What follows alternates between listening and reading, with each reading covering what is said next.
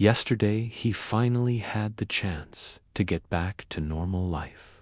He headed for a place he usually seeks resort to when he needs to relieve the burden totally borne by him for a long period of a stressful mental work. The burden was so unbearable that he had been waiting for it for weeks. He went there, and there was no one else but him, something he fancies a lot. Much to his amazement, and without prior notice, she vanished, heading to a clearing in nearby woods. Filled with regret and guilt, he headed for the same direction, hopping to catch up with her. He got there and scanned the area for any leads, but he didn't find her. Having regretted the reply he gave her, he sat cross-legged on a nearby stump with both hands on cheeks, while bowing down his head, which was getting heavier as time elapsed. What kind of a person would recklessly give another such an answer void of compassion? An inner voice asked. He ignored it, as there was no room left in him for any more burdens to bear. He had been stuffed with all sorts of worrying matters that no one could possibly stand. He just could not bear any more, insisting to get an answer out of a being heavily stricken with grief. The voice resumed. Everyone has got a beast hidden behind that outer beauty of theirs.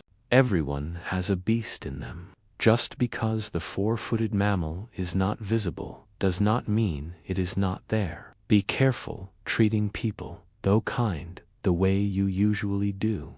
They somehow manage to tame their beast. To pacify his conscience, he stood up and left the area, hopelessly seeking any sight of her. But his efforts were in vain. That day he witnessed more pain than he could stand, and there was no sign that it would stop any time soon. He no longer knows who is who, or who is with whom or against whom in this world.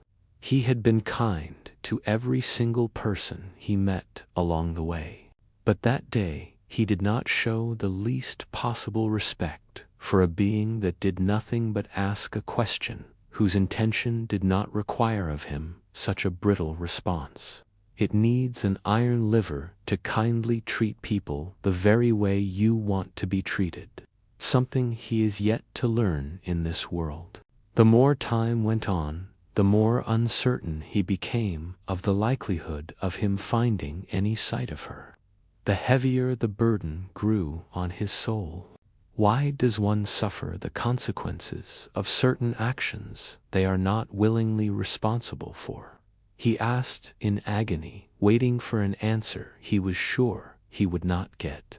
The poor mortal was caught in an unenviable situation. That day he had decided to leave everyone behind and went into the wild to rest a bit from a stressful existence, to surprisingly find himself that he jumped out of the frying pan into the fire when he got involved in a situation he could not possibly avoid.